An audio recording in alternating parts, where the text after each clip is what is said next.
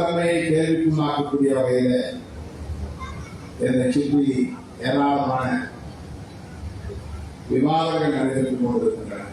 நம்மை எப்படியாவது காலி செய்துவிட வேண்டும் என்று என்கிற சக்திகளின் சதியை ஏதோ நம்மை தூக்கி பிடிக்கிறார்கள், உயர்த்தி பிடிக்கிறார்கள், பெருமைப்படுத்துகிறார்கள், நம்மை பற்றியே பேசுகிறார்கள் என்று மகிழ்ச்சி அடைவதற்கான ஒன்று அல்ல.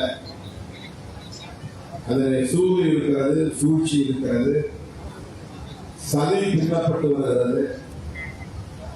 அவர்கள் உண்மையான குறி திமுக தான், திருமாவளவர்கள். திமுக காரன் பேசாததெல்லாம் திருமாவளவன் பேசுகிறாங்க.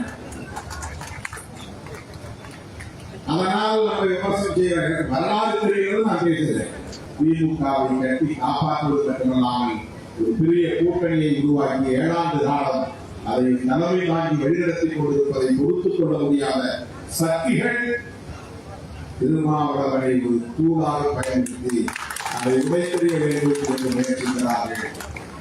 அதற்கு பணியாளர்களுடைய அளவுக்கு பலவீனமாக இல்லை திருமாவளவன்.